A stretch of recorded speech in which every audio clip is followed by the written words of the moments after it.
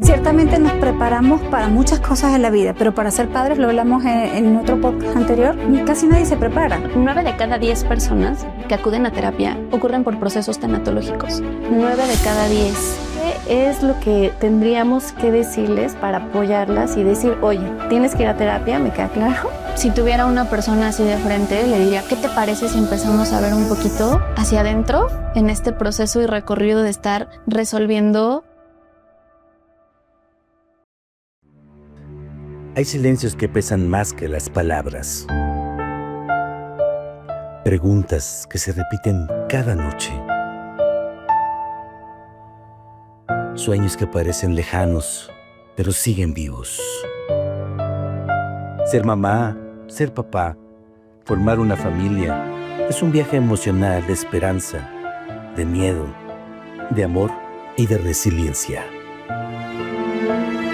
Aquí no hablamos solo de tratamientos, hablamos de personas, de parejas, de mujeres valientes, de hombres que también sienten, de caminos que se recorren acompañados.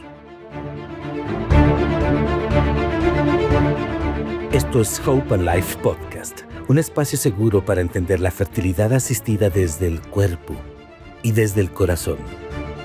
Con especialistas, historias reales y herramientas para vivir este proceso con información, calma y esperanza.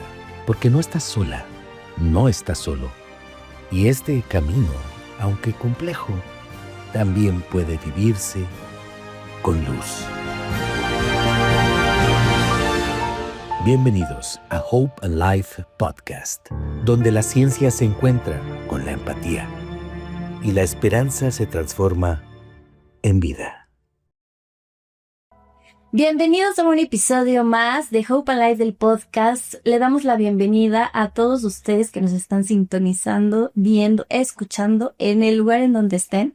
Fíjense que hoy tenemos un tema súper importante en la vida de todos nosotros que debería de ser primordial, pero que casi nunca tomamos en cuenta, que es ir a terapia. Pero específicamente hoy vamos a hablar de ir a terapia previo a estar buscando un embarazo, porque eso nos conecta muchísimo con nuestros planes de vida y nos aterriza demasiado. Y bueno, ¿para qué les hablo más? Estamos hoy con Dayana Silva, ustedes ya la conocen, ella es licenciada en Rehabilitación Física y coordinadora de Hope and Life Care. ¿Cómo estás, Dayana? Hola Mariana, muchas gracias por la invitación nuevamente y bueno, gracias de que estoy bien. Hola Carla. Qué bueno. Hola a todos los que nos están escuchando y viendo en este momento. Esperemos que este podcast sea de gran ayuda para todos. Y también está con nosotros Carla Gil. Ella, voy a tener que leer todo porque Dios mío, tiene un currículum súper amplio. Ella es licenciada en Psicología, maestra en neurocognición, especialista en tanatología, especialista en desarrollo humano, tiene un posgrado en psicoterapia humanista integrativa y también es doctora en tanatología. Bienvenida, Carla. Gracias. Muy bien, muchas gracias. Yo feliz de estar aquí con ustedes dos. Con esa agenda tan apretada que tienes, porque gracias, déjenme María. decirles que ella es una persona súper ocupada y ¿cómo no? ¿Cómo no te vamos a estar peleando tu tiempo? Porque tienes un amplio conocimiento en estos temas y me gustaría empezar justamente por eso, ¿no? A ver, tú que ya tienes experiencia con nosotros, has visto algunas de nuestras pacientes y quizá te ha tocado una que otra en consulta. ¿Cómo las ves? ¿Cómo llegan contigo? Platícanos un poquito esta parte y poco a poco nos vamos a ir adentrando en por qué también no han llegado contigo. Sí, creo que eso es súper interesante. Pues nada, primero que nada, yo feliz de estar aquí en Hope and Life. Es como estar en casa. Entonces, gracias por la invitación nuevamente. Y sí, fíjense que lo hemos platicado nosotras tres en repetidas ocasiones, en diversos momentos de la vida. Y creo que nos cuesta mucho trabajo todavía socialmente de entrada acomodar la terapia, ¿no? O sea, ¿en qué momento necesito ir a terapia, no?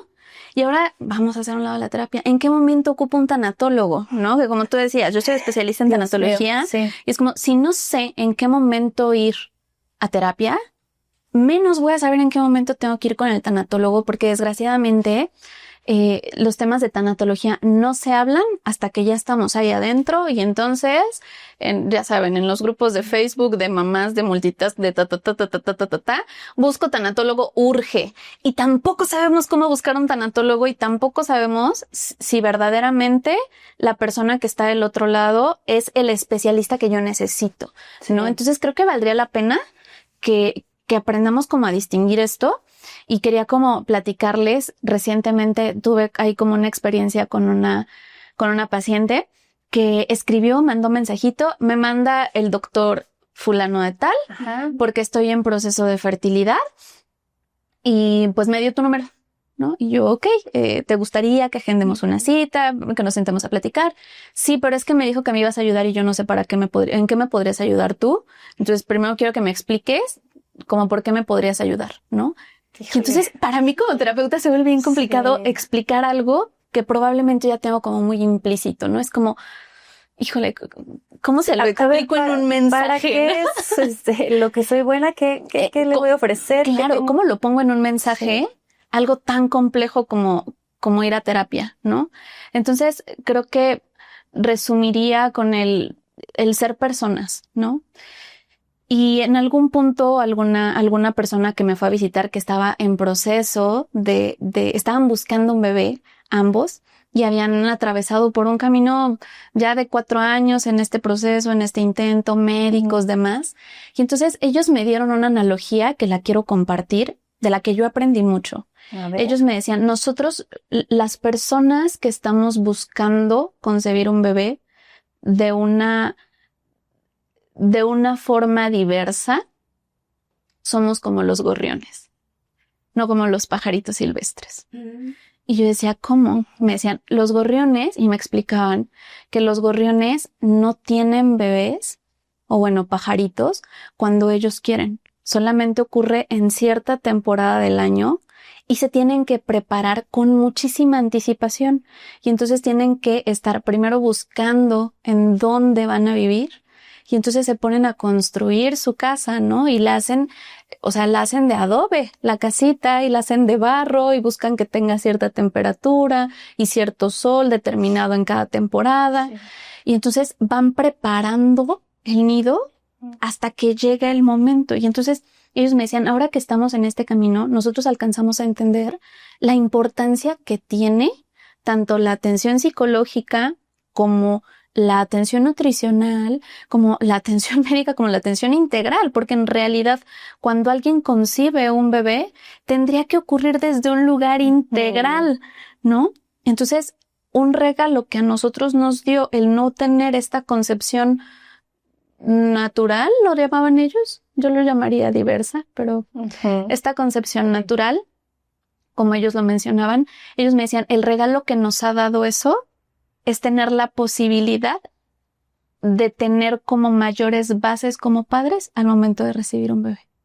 Wow. Y sí, creo que si nosotros no hubiéramos estado en este proceso, difícilmente habríamos ido con un nutriólogo, habríamos sabido qué es lo que necesitamos, cuáles son los nutrientes que ocupamos más que otros, etcétera, etcétera, etcétera en este proceso. No sabríamos, no conoceríamos nuestras heridas de infancia, la forma en cómo procesamos el duelo, porque también al final del día cuando un bebé llega a casa se experimenta un duelo, porque hay pérdida de la dinámica de pareja, de la dinámica de hogar, o sea, experimentamos varias pérdidas y ellos me decían, nosotros no tendríamos ni idea de eso y probablemente no sabríamos manejarlo si no fuera por el proceso de duelo y probablemente en el tema de la crianza, cómo criar a alguien si nosotros todavía no tenemos como este conocimiento de nuestras propias heridas de infancia y de la forma que reaccionamos ante estas heridas de infancia que eventualmente va a llegar un ser humano a movernos en su momento, ¿no? Entonces,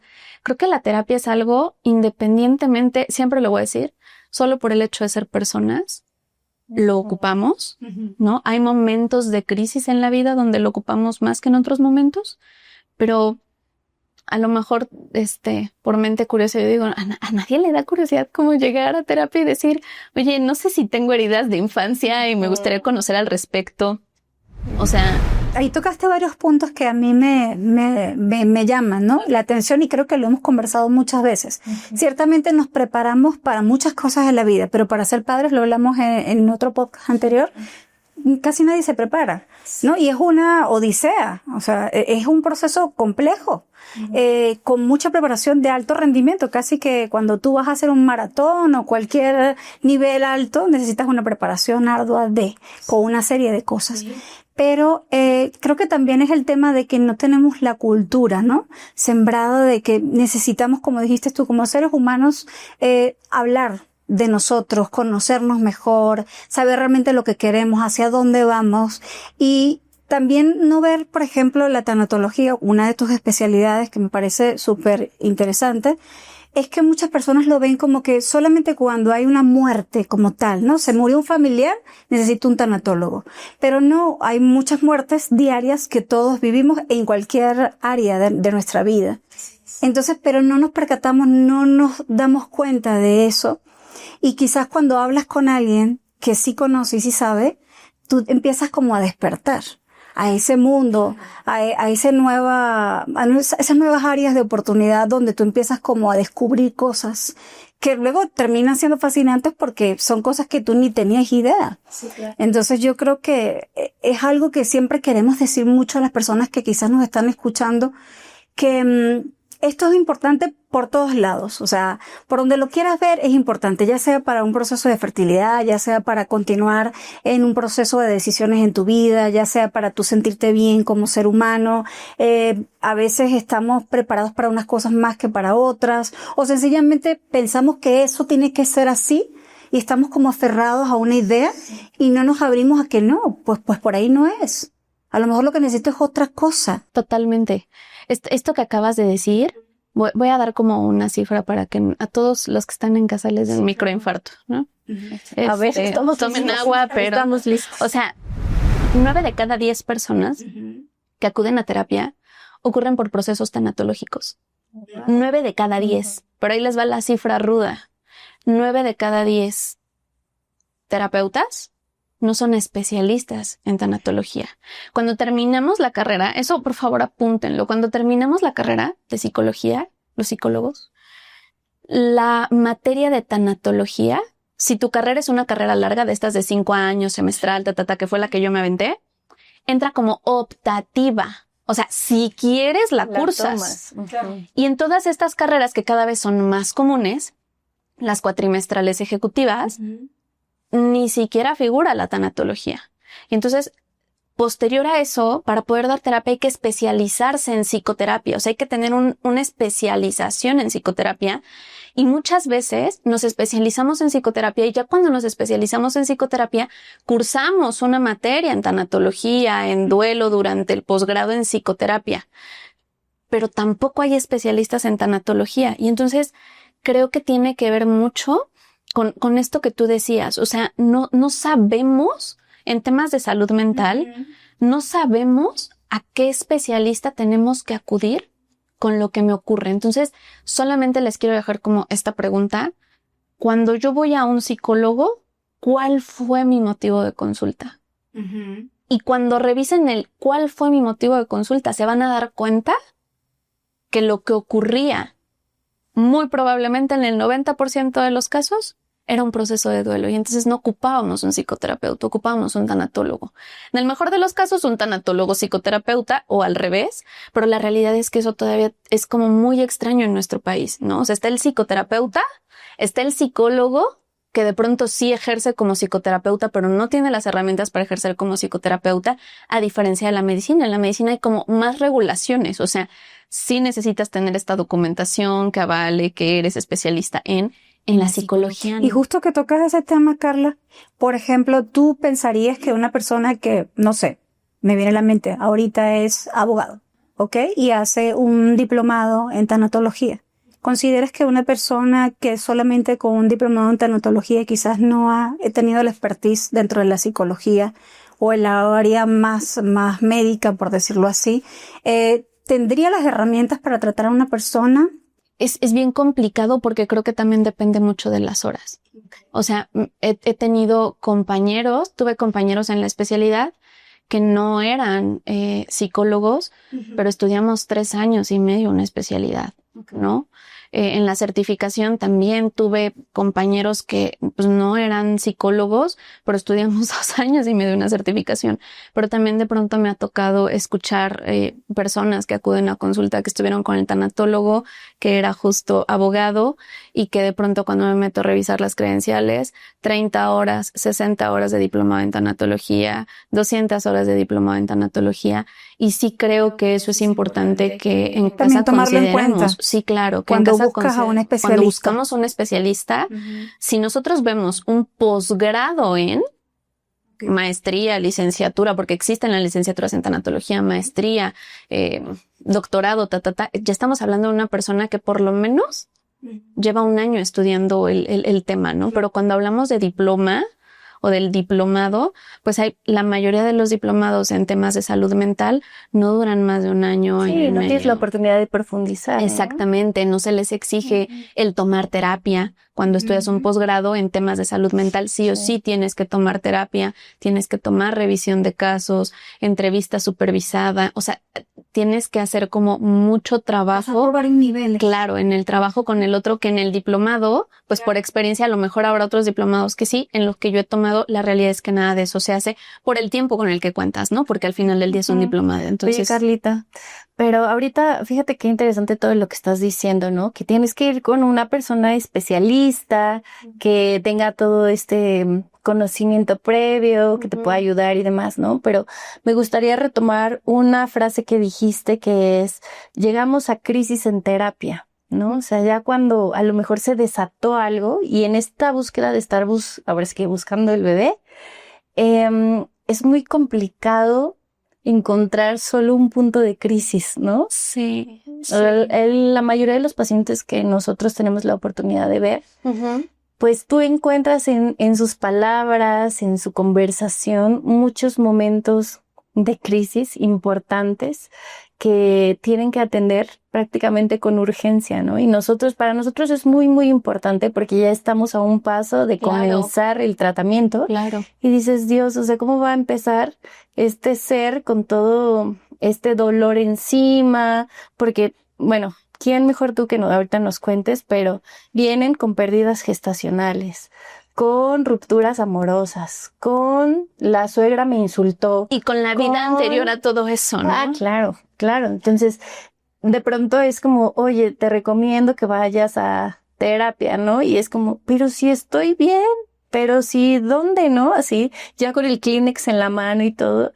Y es muy difícil para nosotros encaminarlas hacia terapia. Sí, lo he visto. O sea, he visto todo el trabajo que ustedes hacen como equipo es que es importante que vayas a terapia. O sea, he visto toda esta psicoeducación en la que ustedes como equipo han trabajado para poder como acompañar al otro y decir, ve a terapia, ¿no? O sea, yo voy a terapia, él va a terapia, todos aquí estamos en terapia. Y luego, es importante que vayas a terapia y desde la experiencia propia lo hablan. Pero también creo que tiene que ver, no lo sé, a lo mejor puedo estar equivocada ya en casita en los comentarios que nos pongan, pero también creo que tiene que ver con una etapa de negación, ¿no?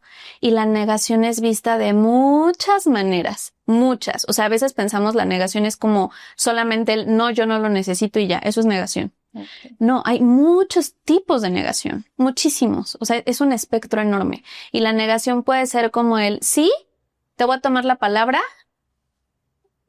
pero luego veo. Sí. Y entonces, híjole, es que he tenido muchísimo trabajo y he hecho muchas cosas y Ustedes no me van a dejar mentir. Ambas son mujeres sumamente ocupadas y tienen el tiempo para ir a terapia.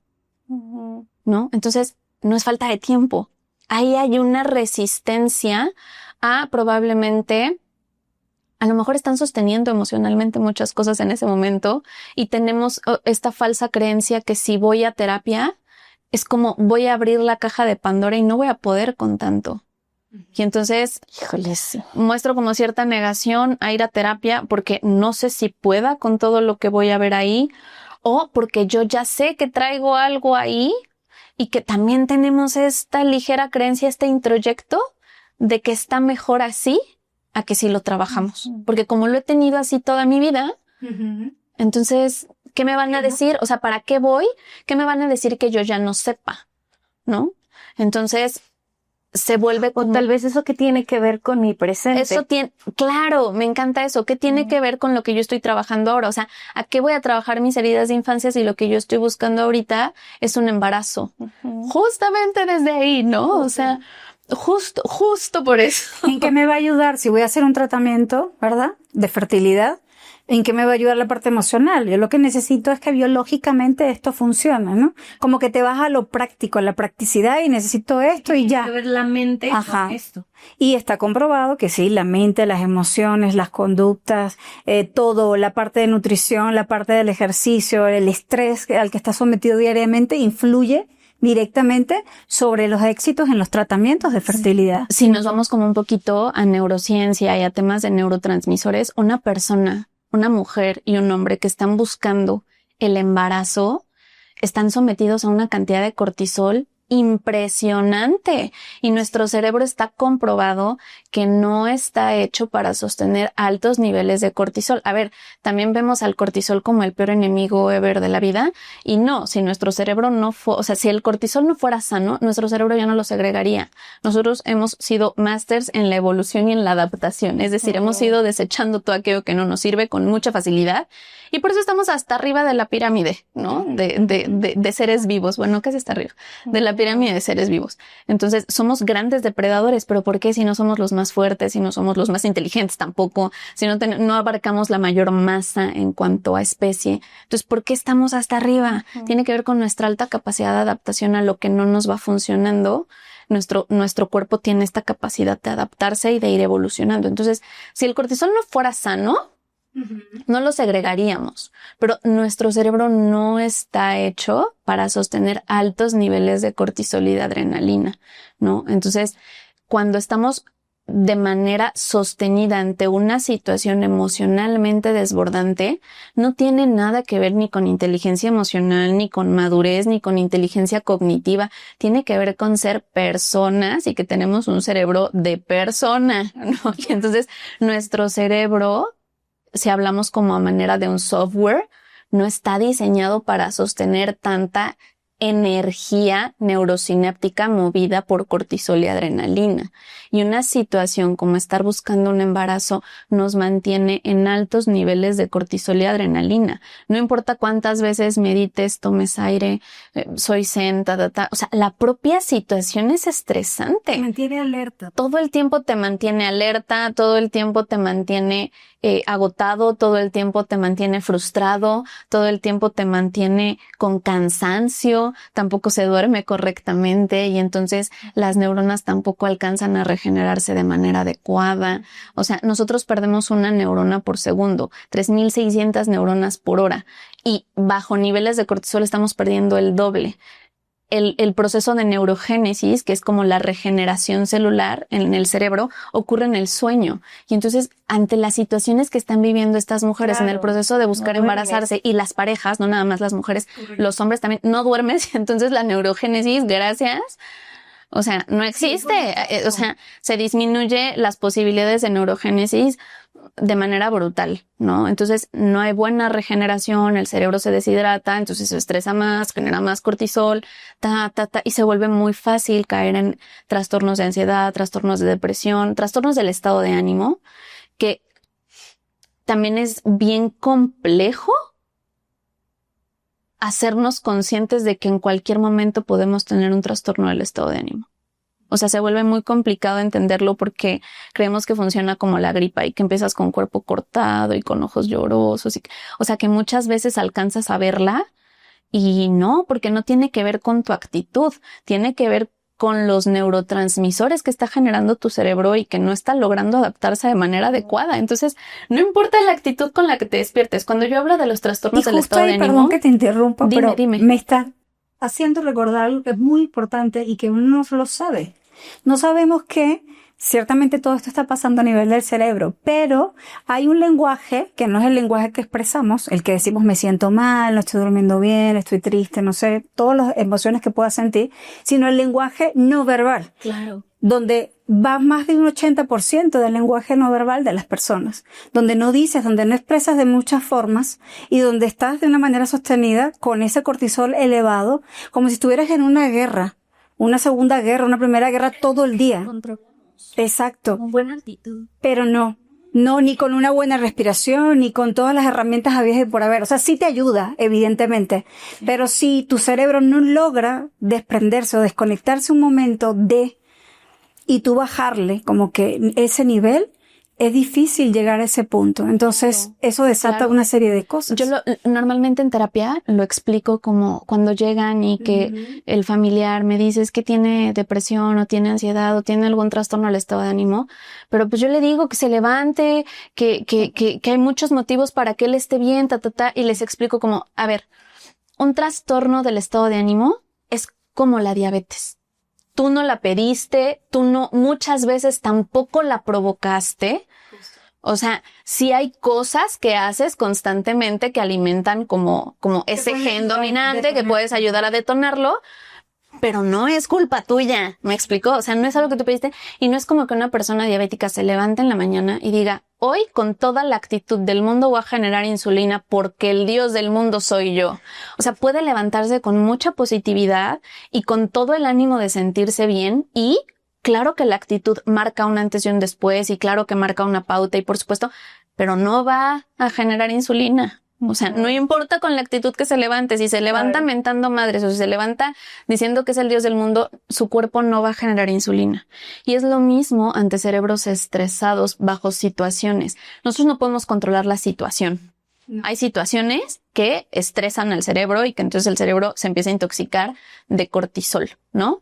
Y entonces, cuando hay una sobreexcitación del cortisol y de la adrenalina y no hay una correcta segregación de dopamina y oxitocina, lo que pasa es esto que acabamos de decir, un trastorno del estado de ánimo, ¿no? Entonces, no importa si la persona se despierta todos los días y conscientemente tiene muchos motivos por los cuales sentirse agradecido con la vida y sentirse bien con la vida y sentirse motivado con la vida, el cerebro orgánicamente no está segregando dopamina, oxitocina, GABA de manera adecuada. ¡Punto! Y entonces no tiene que ver con un tema de actitud y creemos que los trastornos del estado de ánimo avisan y la realidad es que no. Y ante un proceso de duelo o a una situación emocionalmente desbordante como es buscar un embarazo, como es perder a un ser querido, como es tener una ruptura amorosa, emocionalmente es desbordante por naturaleza. O sea, no puedo estar brincando de emoción ante una situación adversa, ¿no? Así de sencillo. Es adversa y es desbordante. Y una situación desbordante potencializa un 400% la posibilidad de padecer un trastorno del estado de ánimo. 400%. O sea, no le estoy hablando 50%, 20%, 400%. Eso es muchísimo, muchísimo. Y no lo atendemos porque creemos que es normal, porque creemos que es parte de... y porque creemos que lo puedo controlar y por qué yo estaría yendo a terapia por algo así, si yo lo puedo controlar y si además es algo que yo decidí. El estar pasando por este proceso fue algo que yo decidí. Es que aunque lo hayas decidido, tu cerebro no tendría por qué estarse adaptando a la situación que estás viviendo. Justo todo el tiempo. Y ahorita con lo que estás diciendo, hay muchas pacientes que ya llegaron a consulta con nosotros, ¿no? Ok. Y que a lo mejor las personas que te están escuchando se están empezando a sentir identificadas con alguna de estas cosas, ¿no? Oye, yo me levanto todos los días con la energía, ganas y no puedo. Y todo se me sabotea, exacto, ¿no? Todo se me sale de las manos. Y todo sale mal. Todo sale mal. En la consulta ya me dijeron esto y esto. Me da todavía más en la torre, ¿no? Y si ya las tengo enfrente de mí, en mi caso, ¿qué es lo que tendríamos que decirles para apoyarlas y decir, oye, tienes que ir a terapia, me queda claro, pero ¿en cuánto tiempo? Porque también muchas veces esa es la pregunta que tienen, ¿no? Oye, yo estoy buscando el bebé por urgencia, ya por la edad que tengo. O sea, si voy a terapia todavía, me va a tomar ¿cuánto, no? O sea, si ahorita escuchándote nada más dice uno, híjole, o sea, ¿dónde acomodo toda esta información? Pareciera que me va a tomar una vida entera, estar más o menos bien, y el bebé para cuándo, ¿no? Es que creo que ahí esta parte está bien interesante, porque ir a terapia no es un check para entonces yo poder tener un bebé, sino puede ser parte del proceso. Okay. O sea, les voy a dar el ejemplo de las personas trasplantadas, que a lo mejor no es como nuestro tema. A la persona le urge trasplantarse, está perdiendo la vida, necesita trasplantarse. ¿Es apto para trasplantarse? No, claro que no. ¿Quién va a ser apto para trasplantarse? ¿Qué persona sería apta para un trasplante? ¿Por qué tendríamos que estar aptos para trasplantarnos? Eso quiere decir que tenemos una enfermedad que no nos permite vivir de la misma manera que el resto de la población. ¿Por qué tendríamos que estar aptos para algo así? Y entonces en la terapia no se trata de evaluar y entonces decir, ya desarrollaste inteligencia emocional, check. Ya revisaste tu proceso de duelo y ya lo llevas de manera adecuada, check. Ya tienes una adherencia al tratamiento, check. Ahora sí ya estás listo y te puedes trasplantar. Claro que no, es un proceso y es como hay que aceptar y hay que asumir que esto va a formar parte de tu proceso de vida y que mientras estés en el trasplante, antes, durante y después del trasplante, la propia situación amerita que también revises tu salud mental, punto, ¿no? Entonces, más que hacerlo como un check, que creo que muchos pacientes que están en este proceso, muchas personas, quiero quitar la palabra pacientes, táchenla, bórrenla, las personas que están buscando como un embarazo o las personas que están atravesando por un tema de salud en particular, que les piden o los invitan a ir a terapia, lo vemos mucho como check. ¿Por qué? Porque lo traemos en el chip. Tengo que hacerme tales estudios, tengo que hacerme examen de sangre, tengo que hacerme tal, tengo que abstinencia sexual, terapia. Y a eso también le puede sumar que muchas veces dicen, bueno, pero si yo hice todo esto, igual que lo hizo fulanita o tal persona, ¿por qué yo no? ¿Por qué conmigo no sirvió? Claro, y creo que es porque lo estamos viendo como si fuera un check. Claro. Como si se tratara de llenar las palomitas para entonces merecer el proceso que estoy viviendo.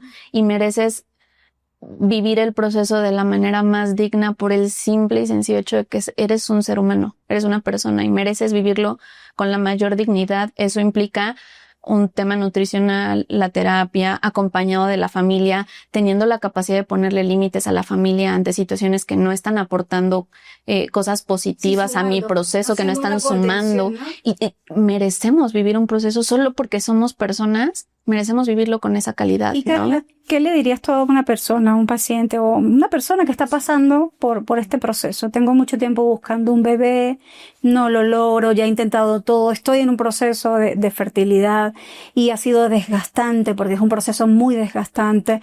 Llegué al punto en que hice ya 1, 2, 3, inclusive procedimientos, el que sean, porque hay diferentes, y ninguno ha sido exitoso. Yo creo que si tuviera una persona así de frente, le diría, creo que, ¿qué te parece si empezamos a ver un poquito hacia adentro en este proceso y recorrido de estar resolviendo toda la experiencia que estás viviendo hacia afuera?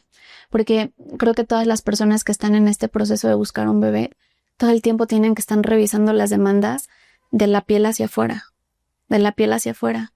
Y entiendo porque la prisa, porque ya no hay tiempo, porque tenemos que hacerlo rápido, y entonces nos olvidamos de mirar hacia adentro, del origen, ¿no? Entonces creo que la terapia es un espacio donde pueden mirarse hacia adentro para poder seguir cubriendo toda la experiencia que el exterior les está brindando en el proceso de convertirse en papás o de buscar un bebé, ¿no? Y creo que la terapia les brinda ese espacio donde pueden volverse a mirar hacia adentro. Okay, indistintamente del resultado, que es lo que estamos... Indistintamente del resultado, porque justo me encantó esto que acabas de decir, lo que ocurre afuera puede ocurrir y seguirá ocurriendo afuera. Pero si yo hacia adentro tengo un equilibrio, tengo una conciencia plena de lo que está ocurriendo hacia adentro, creo que es mucho más fácil mirar el exterior desde otra perspectiva. Ojo, no estoy diciendo que se haga más fácil, no estoy diciendo que se vuelva más digerible, pero sí creo que ocurre con mayor conciencia y con mayor estabilidad de poder regresar a ti cuando una situación en el exterior está ocurriendo. Ahí el mejor ejemplo podría ser de pronto como cuando pintas un lienzo, un cuadro, o ves un cuadro, te paras en una esquina, luego te paras en otra, en lugares distintos, y lo vas a observar diferente, siendo el mismo cuadro. Entonces creo que ahí dentro de nosotros hay eso, ¿no? Yo lo dejaría Como otra analogía, como tu hogar. Como tu lugar seguro. Claro, tú en la mañana sales de tu casa y vas a atender las necesidades, ¿no? En la mañana, las 3 nos levantamos, nos arreglamos, salimos de nuestra casa, nos fuimos a hacer tal, regresamos, quizá comimos, volvimos a salir, pero eventualmente llegamos al mismo lugar. Y afuera pueden seguir pasando 1000 cosas. Claro. Pudo haber temblado, pudimos haber chocado, pudo haber pasado 1000 cosas, pero eventualmente cuando el caos afuera termina, regresas a tu hogar. Y tu hogar eres tú. Exactamente. Y creo que ese es el espacio. O sea, creo que eso, resumiendo todo, creo que eso es la terapia, ¿no? O sea, es como salir y hacer muchas cosas y de pronto en este proceso de estar buscando un bebé es atender todo lo que está ocurriendo fuera de mi casa y ya solamente llego a mi casa a dormir. Y no he revisado si tengo trastes sucios, no he revisado si el drenaje está funcionando correctamente, no he revisado si hay ropa limpia, si hay comida en mi refri, a qué huele mi casa, ¿no? Hay shampoo del que me gusta en mi casa. Dejas de revisar eso porque solamente usas tu hogar para llegar a dormir. Y creo que la terapia te puede brindar como ese espacio de convertir tu hogar en un espacio donde tú te sientas cómodo sin importar todo el desmadre que esté ocurriendo afuera, que muchas veces no puedes controlar y que puedes salir todos los días de tu hogar con la mejor actitud y muchas veces regresar diciendo hasta la madre del planeta. Solo quiero estar en mi casa, ¿no? Sí. ¿Y qué pasa cuando tu casa no está en las mejores condiciones? En las condiciones que a ti te gustaría. ¿No? Está muy bonito. Sí. Creo que diste. Y bueno, realmente esto da como para muchísimas cosas, porque yo podría estar aquí preguntándote un montón de cosas de todo lo que me estás diciendo. Vamos que a nos hacer, encanta estar echando chisme a las vamos 3. A hacer segunda parte. Aquí estoy comprometiendo a Carlita para que en verdad ocurra eso. Estoy bien con ese compromiso. Y que todos estén al pendiente de cuando ocurra eso para que si tienen alguna duda, pregunta, sugerencia, la manden y la vamos resolviendo juntos, ¿no? Así es. Eso estaría fabuloso. Ay, Dayana, pues no, gracias a Carla porque de verdad es muy interesante lo que manejas y para nosotros es muy enriquecedor, ¿no? Y para las personas que nos están escuchando, creo que hay tanto por hablar dentro de esta área, que es un área muy nutrida y que hay mucho por explorar. Sí, yo muy hermosa, me gustaría cerrar diciendo, no tengan miedo, acérquense, aquí tenemos una súper experta. No muerdo, les prometo que no muerdo. Y además está rodeada de un equipo maravilloso también. Sí. Carlita, por último, me gustaría que nos des tus redes sociales y compartas un poquito de este equipo que tienes. Bueno, pues orgullosamente somos el primer centro de atención y acompañamiento al duelo en el Estado de México. La verdad es que no sé si en el país, no he encontrado otro centro tanatológico en el país, pero del Estado sí somos. Y somos un equipo, la verdad, de profesionales que antes de ser excelentes profesionales son excelentes seres humanos, ¿no? Con toda esta intención de acompañarlos en su proceso. Entonces, bueno, les dejo las redes sociales de Juna, que son Juna-tanatología, y les dejo las mías, que es psic, de psicóloga, .carlagil con C. Me encuentran así en Instagram. Ay, pues ¿vale? Muchísimas gracias. No, hombre, al contrario, cualquier duda que tengan me pueden escribir esas dos y con todo el corazón y con todo el amor las resuelvo. Háganlo porque sí es cierto, me consta que lo hace. Muchísimas gracias a todos por habernos visto hoy en Hope Alive Podcast. Nos vemos la próxima. Bye bye. Adiós.